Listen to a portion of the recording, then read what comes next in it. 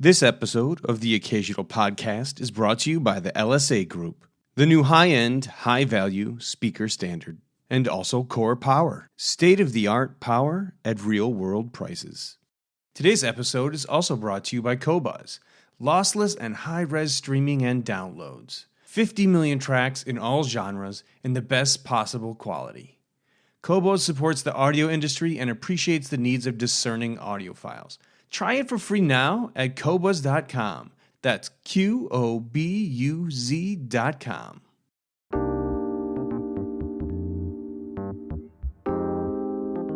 Hello, friends, and here we are again, episode 3 of season 4. Today's show, laser focused right on the subject of the Loudness Wars. What is it? Who's winning? Well, many of you guys have probably thought about this, read about this, seen quite a bit in the audiophile kind of circles. They love to talk about it, but we've brought in some of our favorites, mastering engineer Dave McNair and Grover Neville, to discuss the topic with firsthand experience on what exactly is going on, what's happening, and how as audiophiles do we deal with this particular scenario, and how do we just look at it? For a lot of guys, the end goal is always the best sound quality. And it can be frustrating sometimes when it seems like decisions are made that reduce the sound quality, the overall sound quality, and particularly with dynamic compression, kind of bringing things down when we like, or I would say I like specifically too, big dynamics, giant dynamics, large swings, they bring out realism. But the real world is a complicated place, as you know. Many things are complicated, and we kind of, in this episode, dissect that a little bit more, so it's less complicated for you. You have a better idea what you're going into, and hopefully it brings some value to the purchases you make when it comes to records or CDs, or you know what to listen for when you're looking for your primo copy to kind of illustrate what the capabilities are of any system you're listening to, auditioning, or the one you own. I also want to add one thing before we go right into the show. Today's episode is brought to you by Macintosh Laboratory. Since 1949, Macintosh has offered distinguished quality home audio products. Still handcrafted in Binghamton, New York, the iconic Macintosh Blue watt meters are globally recognized as a symbol of quality audio. Bring your music to life with Macintosh. Visit Macintosh Labs to learn more. That's McIntoshlabs.com. Now, as I like to say, on with the show. Here we go. The Loudness Wars. What's it all about? Who's winning?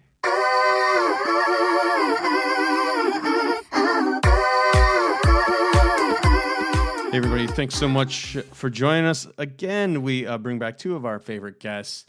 Dave McNair of McNair Mastering and Grover Neville. We had a really fun podcast that we kicked off a couple weeks back about mastering and what happens when an album is remastered. So we thought we would tackle another well-trodden subject in the audiophile realm, and that is the Loudness Wars. So first, let me just kick off by saying thanks, guys. Yeah.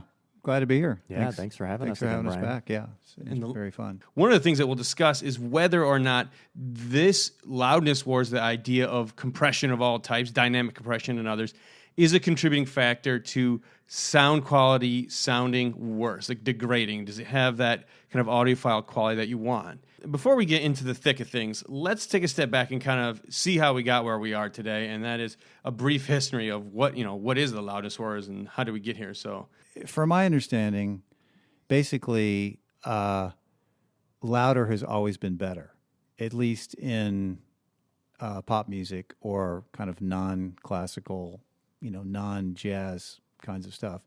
And there's a couple of reasons for that. One is, in the old days, when you had just records, the hotter you could cut a record, the further you would get away from inherent surface noise of the vinyl. So that's one of the things. Like the louder the record's going to get up to a certain point, the better it's going to sound. The other thing was, in the 50s and 60s, the 7-inch single was the dominant format, and it was actually the only thing that most labels were really interested in making the statement for the sales for the record, and they put all of their energy into making that be as exciting and as loud as possible, because they not only wanted a brand new 7-inch single that got to the radio station program director's desk to be impressively loud, to kind of psychologically predispose them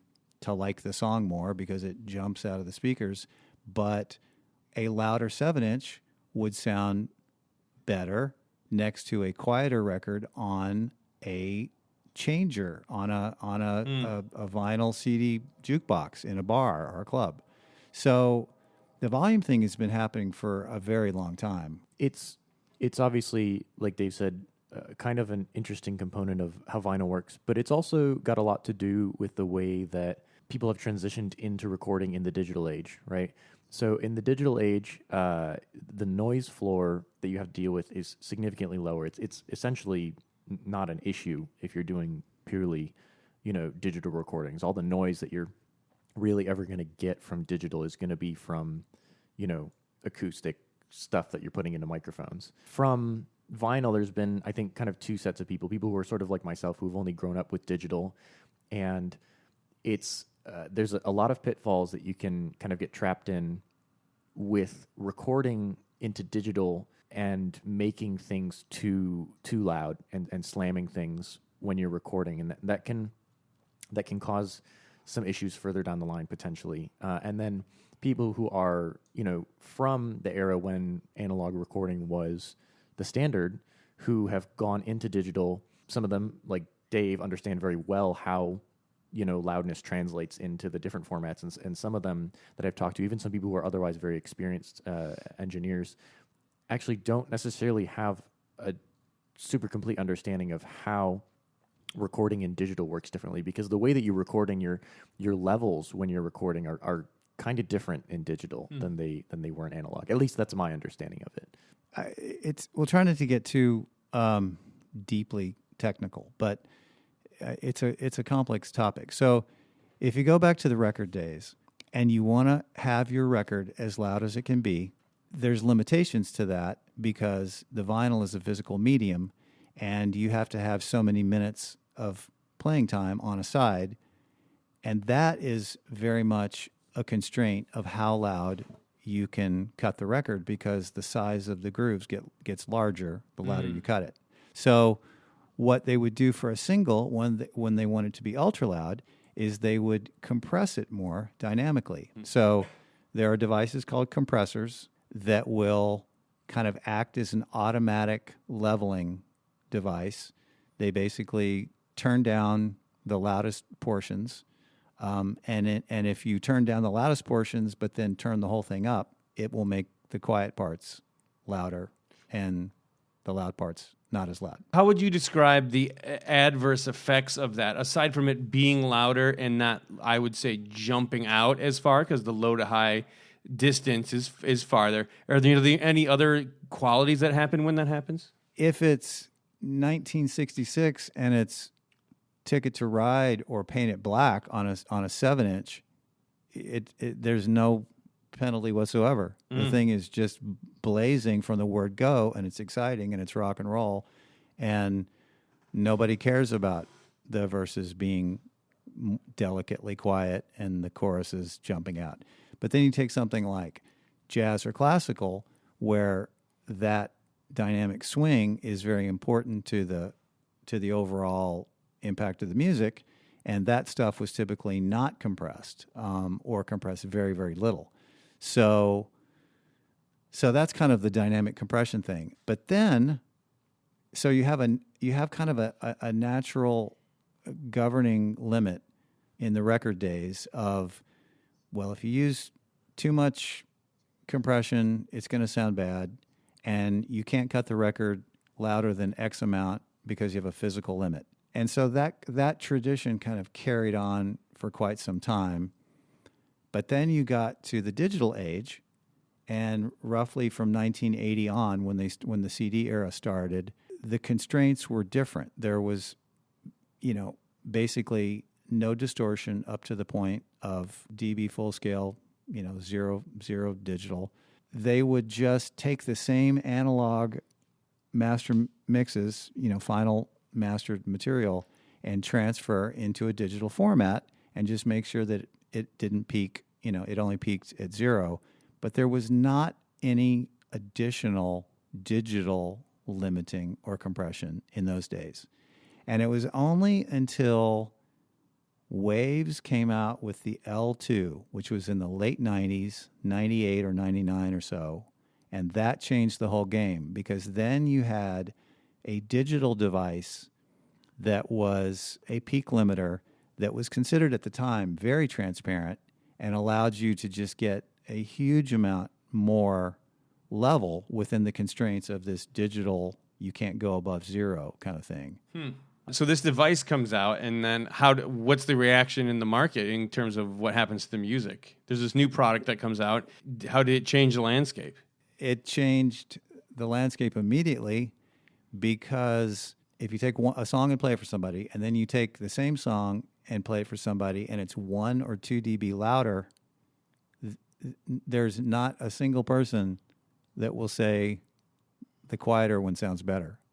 It just never works like that. Everybody wanted their music to be louder because it was perceived as richer, more exciting, jumped out of the speakers more. And so there was just kind of a race that started in the very early 2000s to use these new digitally limiting tools.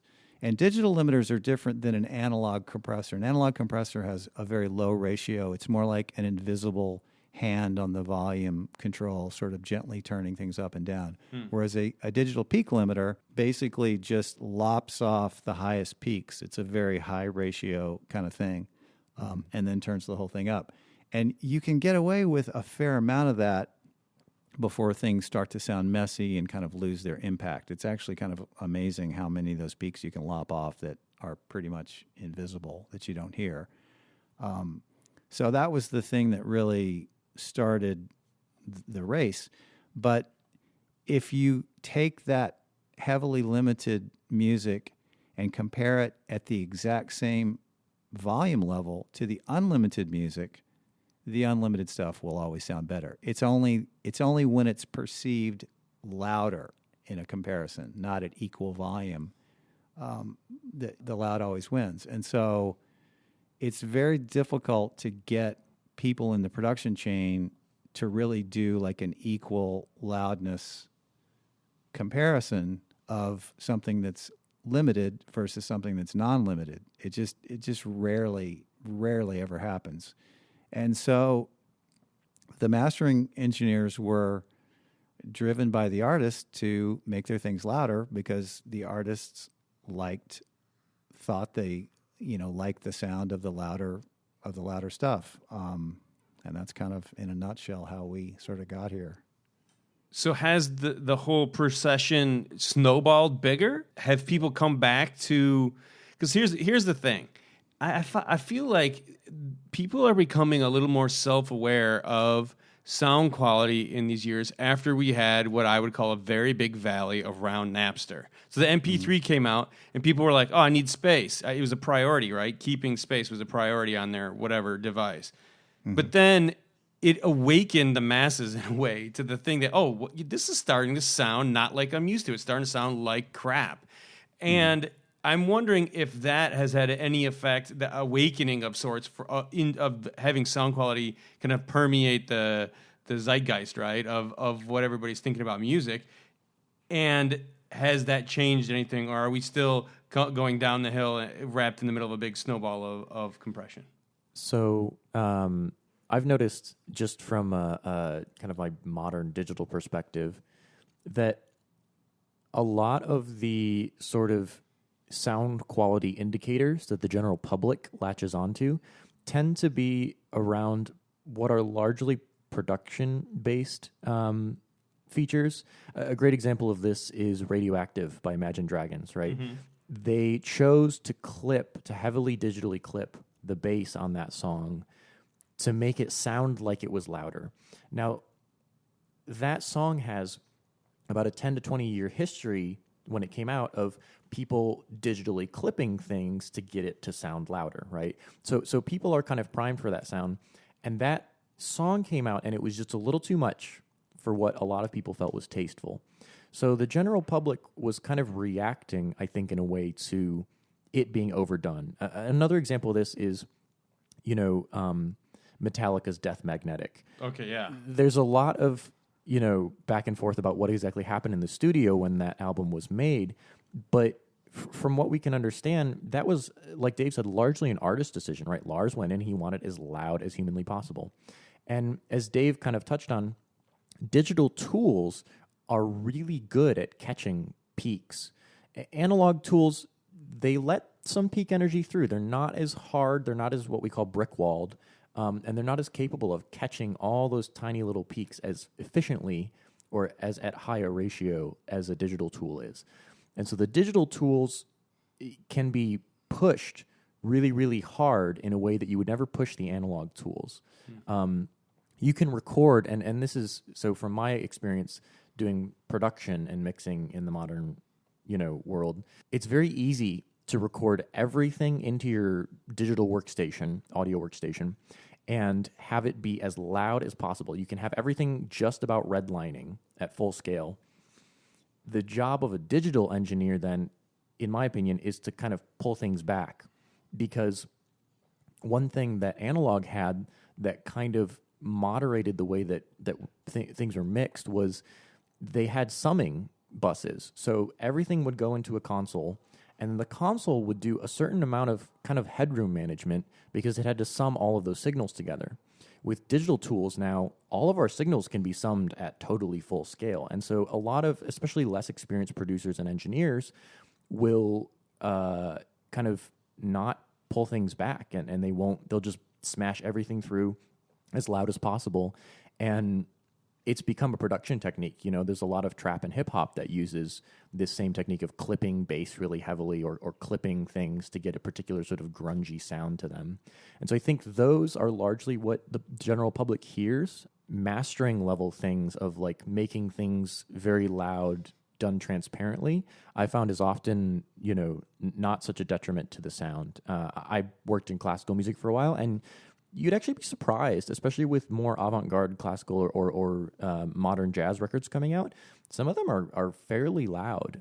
Not as loud as you'll find in a pop mix, but certainly they are taking a fair amount of liberties with amount of compression and the amount of EQ and things like that they're using to get more of what's considered a modern sound. A lot of even acoustic artists want that slightly louder sound, and there's ways to do it, as Dave was saying, very transparently. And if you listen to some of those kinds of records, you can hear it done very well. There's still a fair amount of compression on many of them. What a lot of the general public from around Napster is hearing is result of a producing and engineering generation that never really learned the way that summing worked in analog, and so they don't take that approach to when they mix in digital. It's just, well, everything can be as loud as possible, then let's make it all as loud as possible. There's another element here too that you reminded me of, Grover, when you were kind of giving that overview, and that is that alongside the development of digital recording and the tools to sort of relatively transparently get it loud, or get it loud with a kind of level of distortion that's now become very acceptable to most listeners, part of the reason why that was not like rebelled at by the listening public is because it's no longer 1976 and everyone in the college dorm has a pretty badass stereo. Mm-hmm. And mom and dad have a kick and rig at home, with JBLs or Advents or whatever. It's a iPhone, laptop, earbud world for the vast majority of listeners, and they would consider their hi-fi to be the car stereo. And so when you're listening on a system that has limited capacity to reproduce that kind of dynamic range that we'll sort of give lip service to and say that we really want and we really love, plus you're listening in an environment with a higher background noise, okay? Right.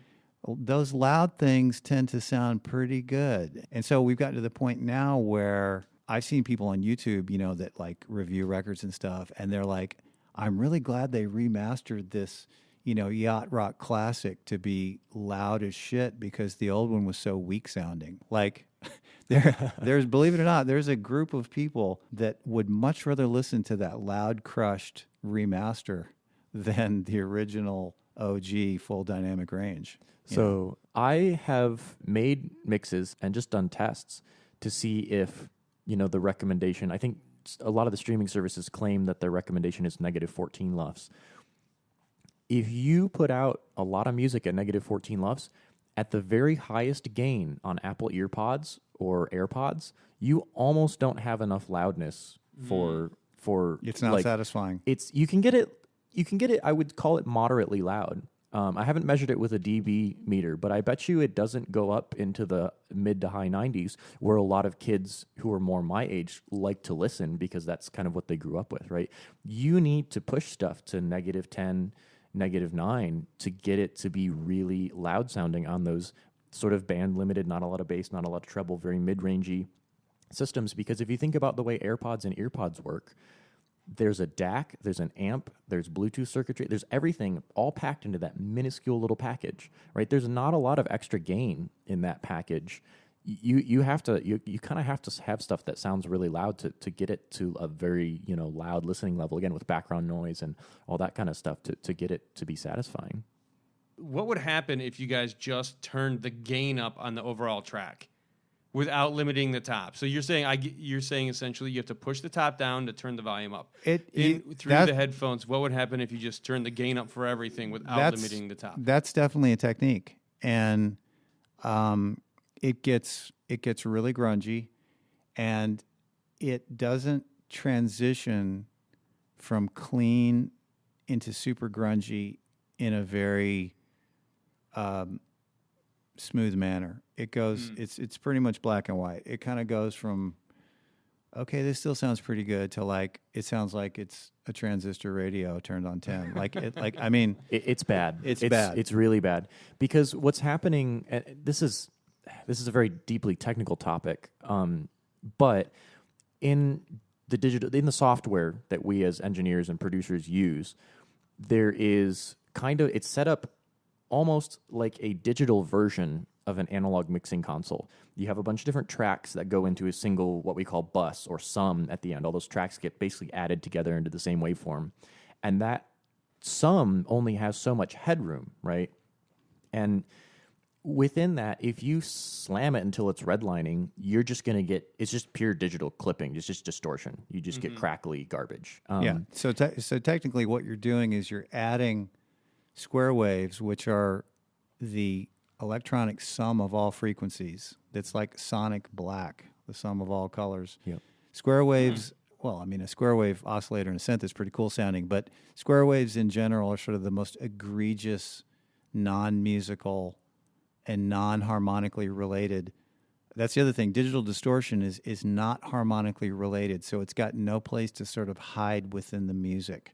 It's this layer of kind of artificial glaze. And interestingly enough, to get records loud, and I do this myself. I don't slam into the bus without any sort of device whatsoever, but I will use, rather than a conventional brick wall limiter, which algorithmically analyzing and rewriting the peaks to not go beyond zero, I will use soft clipping, which is another sort of algorithm formulated sort of thing that is a little bit more brutal than the brick wall limiting, but is subjectively punchier and more open and actually better sounding in many ways. It will get ugly if it's pushed too far as well. But yeah, many times I'm sort of intentionally clipping the signal, which is kind of a no-no, but yet it sounds better, and I can do it in a way that the distortion products are hidden and are more musically related and are kind of not as egregious and not as obvious. Would it sound better if it didn't have any of that and was less loud? Yeah, I like it better, but I just have to do what the clients demand, and so part of the gig is to find the best way to get it loud with the least damage and the least amount of obvious messing around with it.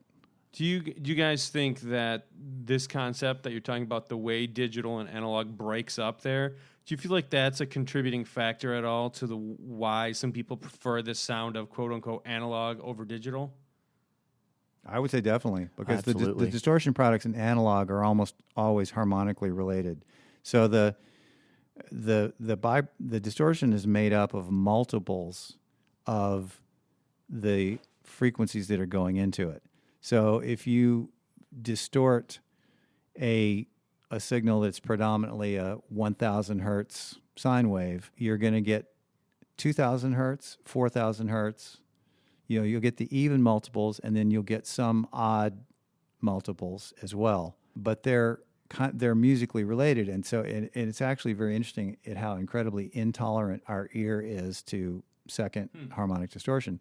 Whereas digital clipping and the artifacts that result from going past the red line in digital are not multiples. They are not musically related, nice, even multiples of the fundamental signal that you're distorting. It's very clear in analog gear, right, where you can have some tube amps, even very wonderful, expensive hi-fi tube amps, have like 3% distortion, sometimes more. I've seen 5% distortion, THD, and they can still sound very pleasing. Our ear is remarkably tolerant to that, as Dave said. And digital artifacts are, if you're lucky, you might get third harmonic, but oftentimes what you get is aliasing or just other types of weird crunch, truncation, stuff like that. And digital, that kind of funky digital crunch is actually something that a lot of people my generation that I know don't mind. That's the thing. It's become not only accepted, it's considered kind of part of the sound they want. Yep, exactly. It's actually become a desirable sound. So, I mean, one of the more famous examples of this is Ariana Grande, right? Her production team will take her voice, and she can sing very on pitch. She's a very capable singer. She has a good ear. They'll take her voice, they'll pitch it down in Melodyne, they'll apply dither and all sorts of weird clipping, and they'll apply all this stuff to get it to, alias and be kind of grimy and digital sounding. And then they'll take it back into Melodyne or a pitch shifter program and pitch it back up to get all those funny little artifacts and to get all that digital redline crunch and to get that sound, because it sounds like this digital glossiness that they want. A lot of early dubstep records did this a lot too. They were using super low quality plugins and software that had very bad digital, aliasing and distorting and clipping, and a lot of that weird crunchy synthesizer lead sound in early dubstep has a lot of that kind of sound, and it became very popular.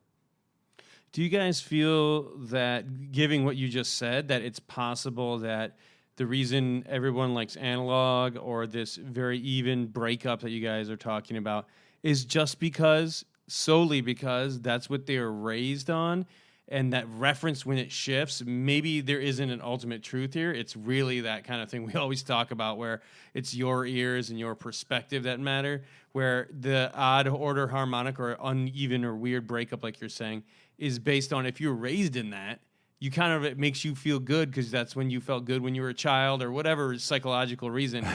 or do you think there is an ultimate truth that human beings just feel like tube sound is better, and the guys who are, these digital crunchy kind of lovers are just trying to be retro or cool or different? I've never found anybody who's heard really nice sounding second harmonic-y sort of tube gear was like, that's awful, I hate that. I've never heard anyone who said I hate that. I've met people who said I prefer other things. Personally, I love the sound of digital black, total silence and absence of pops, clicks, hiss, background noise. I love that super clean sound, but I grew up with that, right? At the same time, I do totally appreciate analog, and for me, it just depends on the gear and the music and the production style that I'm listening to. Sometimes noisy records or noisy, it's appropriate, right? If you're listening to ambient music and there's all sorts of weird white noise generators going in the background, that might be appropriate. So I think it's almost an ethnomusicological topic over what the preference is. There's also some amount of universal agreement between both people with trained ears and untrained ears that there are some digital distortions that they just don't sound good on most program material. Again, if you're doing dubstep where the point is kind of to do that, maybe, but a lot of the time digital clipping into the mix bus it's just doesn't sound good. Yeah. And now you're not referring to that giant sound that dubstep is known for, where it's like, woo, is that part of that? No. breakup? So what I'm referring to is in dubstep, when you hear the lead synthesizers, so the high parts and the mid range parts that are really, really loud that come in after the drops, those have a weird tinkly crunchiness to their upper harmonics and to the edge of their sound. Like the transients have a funky crunch to them. That's that sound that I'm talking about. Well, so does the Red Hot Chili Peppers. I mean, it's not. Oh yeah, absolutely. It's not. It's pretty much anything done since 2003, except for stuff that's specifically been audiophile oriented. But Brian, back to your earlier thing, I don't think there's an ultimate truth. I'm not actually one of those people that thinks that the human ear brain interface is kind of designed to just hear analog sounds. I'm not in that camp.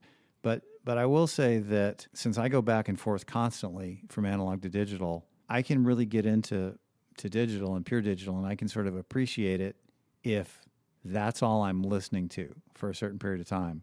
But once I put on a pure analog record, I'm like, oh well, this is it.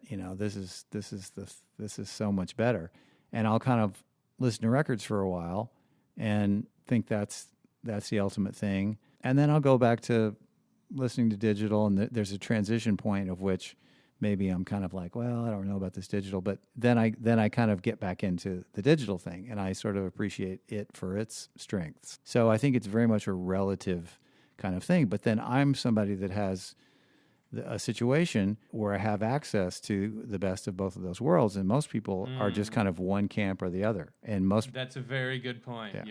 Yep. And so they kind of draw their conclusions from, I just have an old turntable and my old records, and this is what I listen to, and I love it. It's my thing, and I don't care about streaming, Spotify, whatever. It sounds like crap.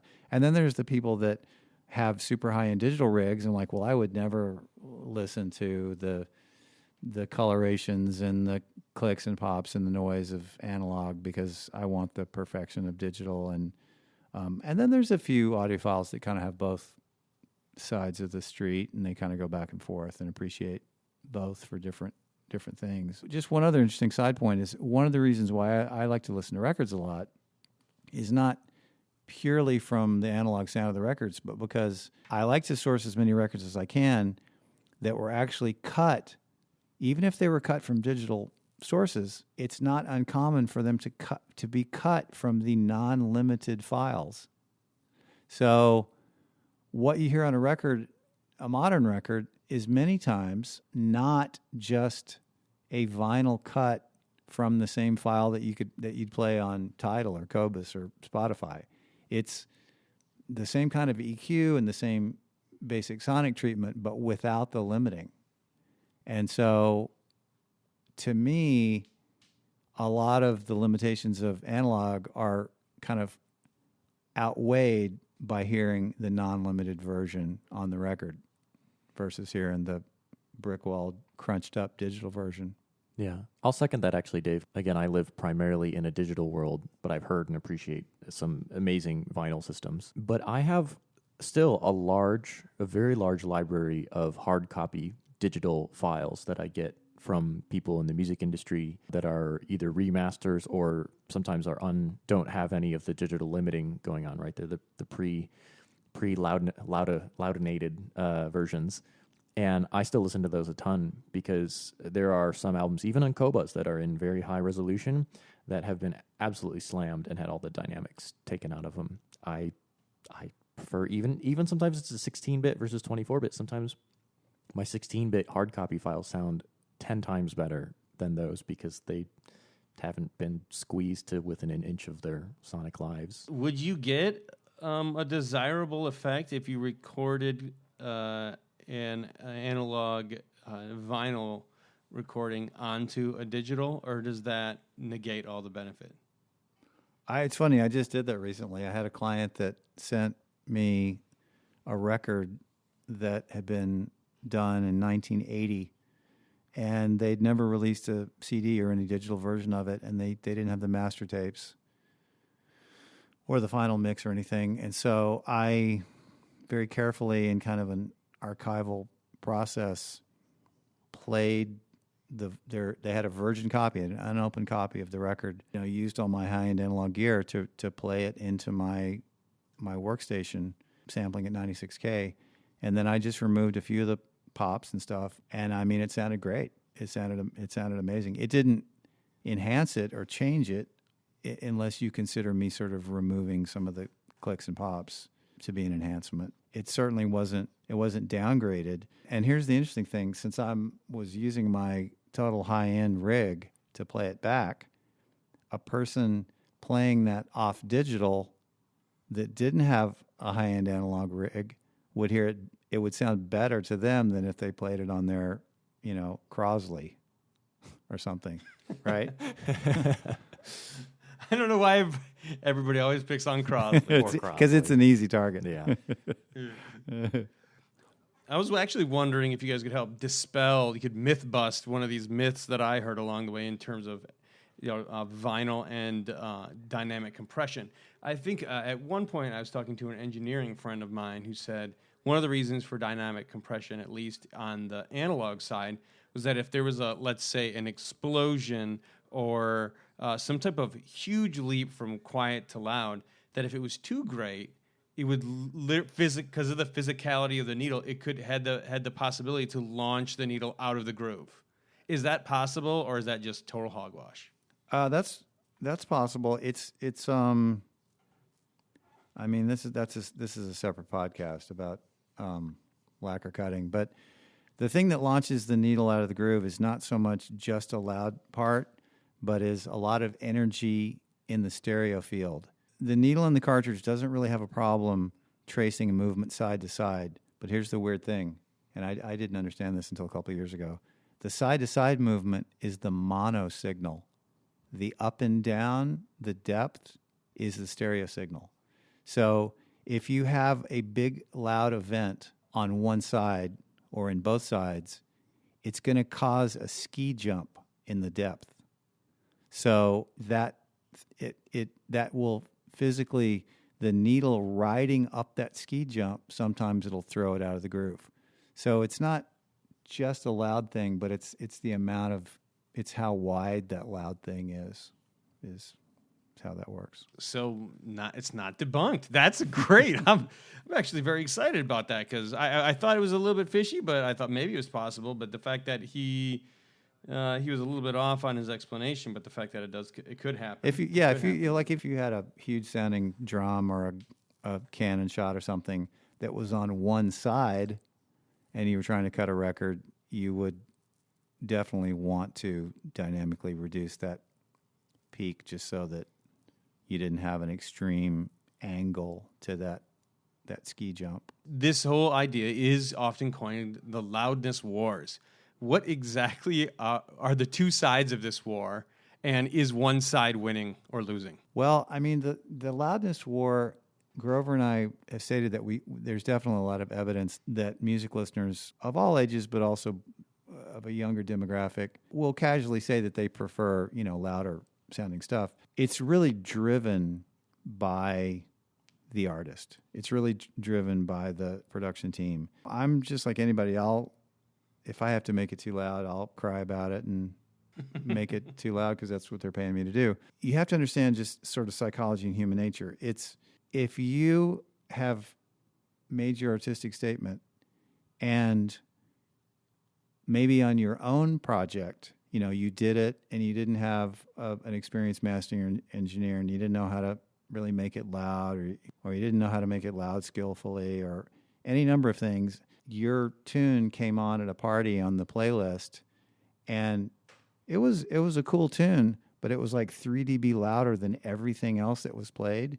You'd kind of walk out with your tail between your legs and go, okay, nobody took notice of my tune because it was so much quiet. Mm-hmm. So like, nobody gives a fuck about how dynamic the thing is in 95% of the situations. Like, you have to understand where it's being exposed and played and listened to and sort of culturally taken in.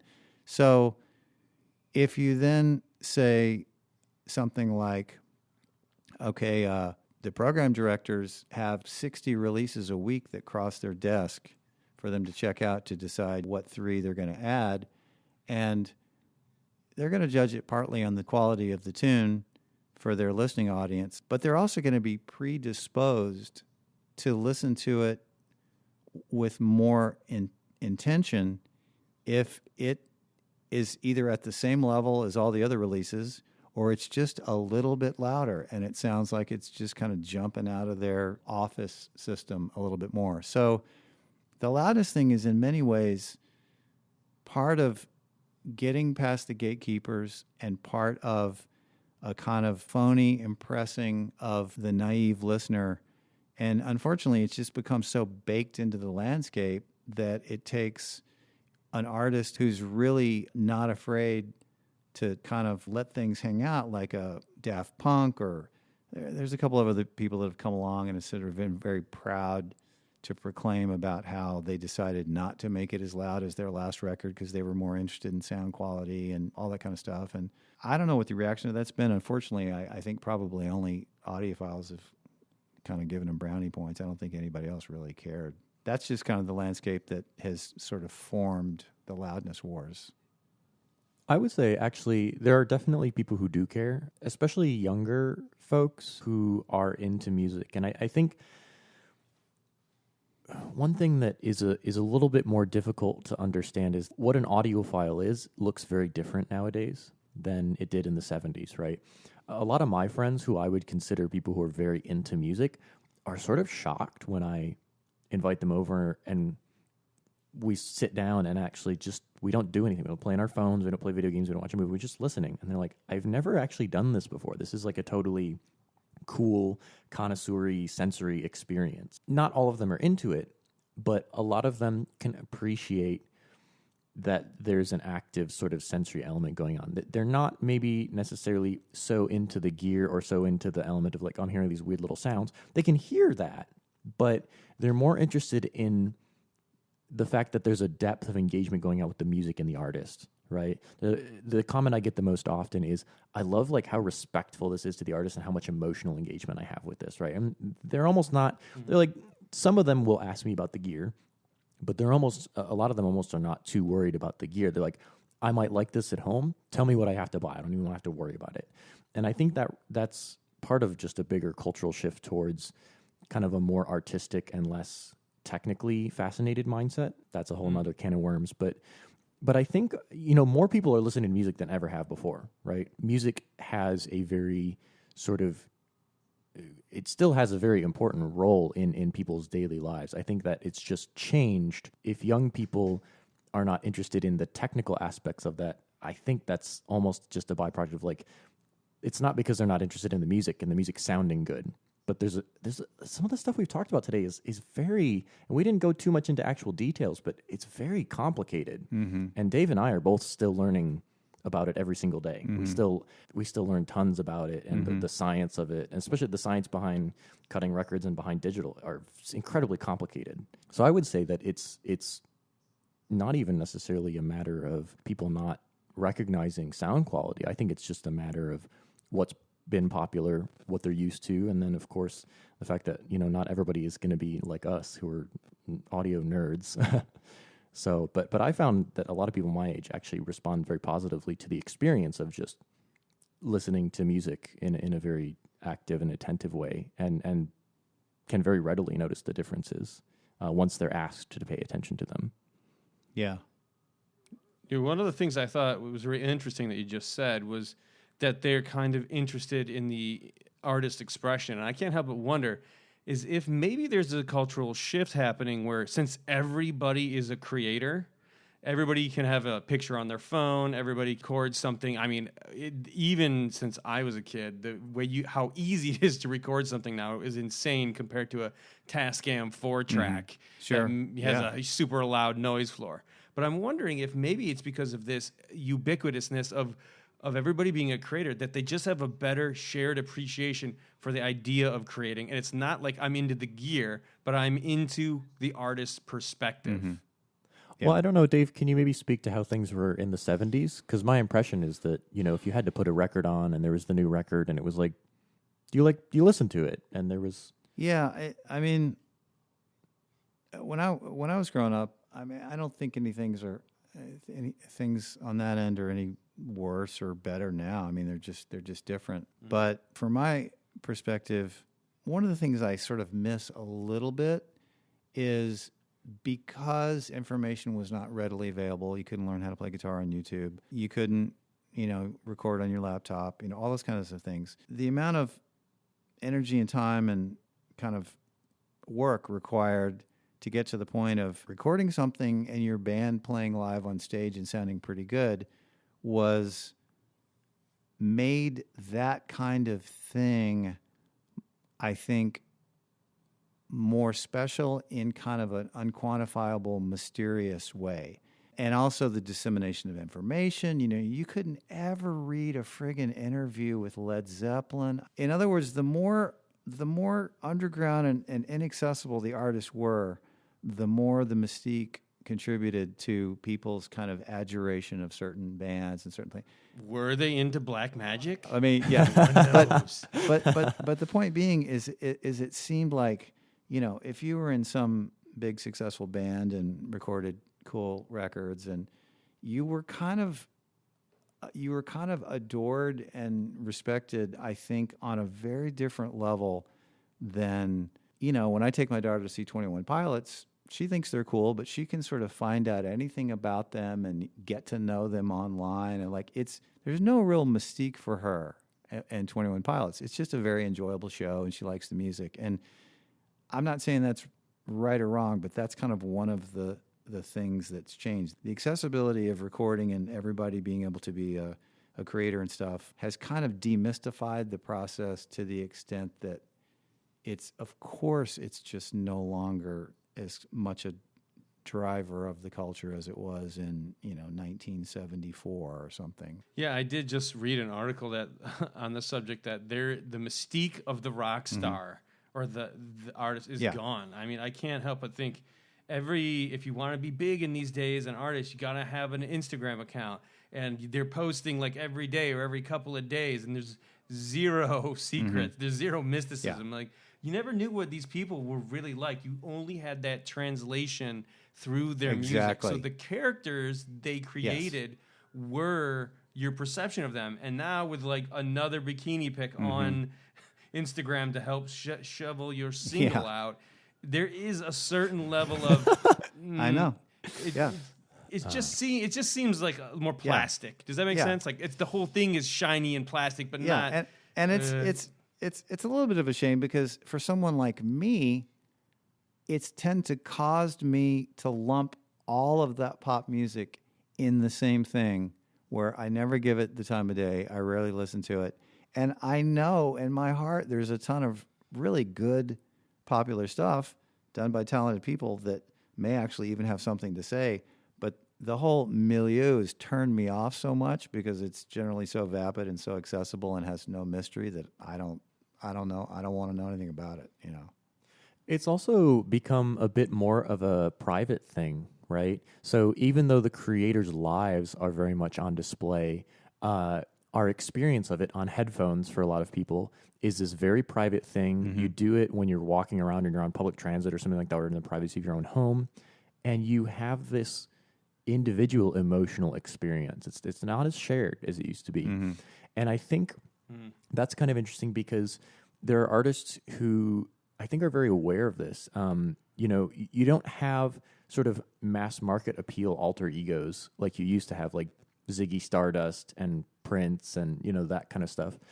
We're seeing a lot more people who are like FKA Twigs, or Janelle Monáe is a great example of this, right? With this whole super, like if you want to do a persona like that, it has to be super tightly controlled, and it's very much meant to be spoken to like an individual, right? Like Billie Eilish, right? She whispers right in the microphone as if she's speaking straight to you. It's like very pointed and direct, and it is very much headphone music, and it's meant to have a personal. It's like secret. It's like this is secret between you and I. Of course, the you and I is them and all 8 million of their fans, but that's an intimacy that I think was hard to bring in before. Yeah. That is another element of this, whether good or bad. It's just that's an element that I don't think we had as much before. But it does make it hard. Like Dave said, like a lot of that stuff, it's not mainstream, right? Even Janelle Monáe, it's like, yeah, she's performed at the Grammys and stuff like that before, but she's not like Beyonce levels of mainstream.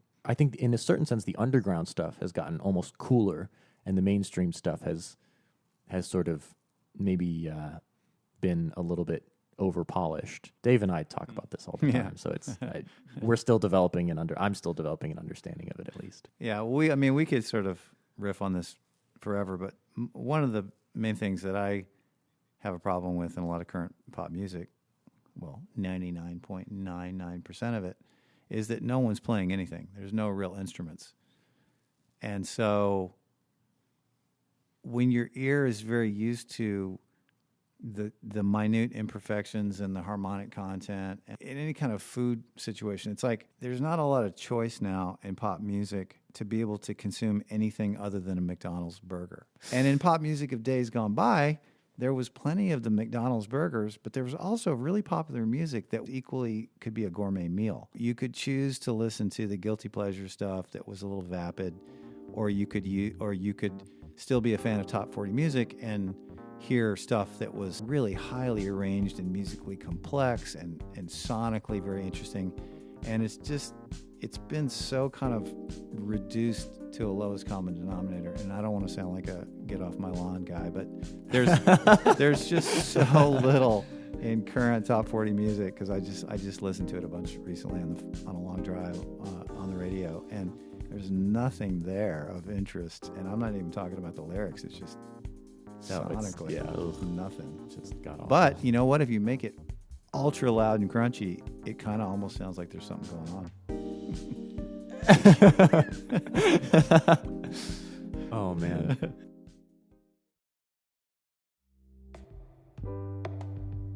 Thank you for listening to the Occasional Podcast Season 4. The Occasional Podcast is a production of the Part-Time Audiophile Network, which includes PartTimeAudiophile.com, The Occasional Magazine, the PTA Newsletter, and AudioHead.com. You can stay in touch with us on Twitter, Facebook, Instagram, and YouTube. The Occasional Podcast is produced and hosted by Brian Hunter, executive produced by Scott Hall at PTA Productions. If you haven't already, please subscribe to The Occasional Podcast on iTunes, Google, Spotify, or wherever your favorite podcasts are downloaded.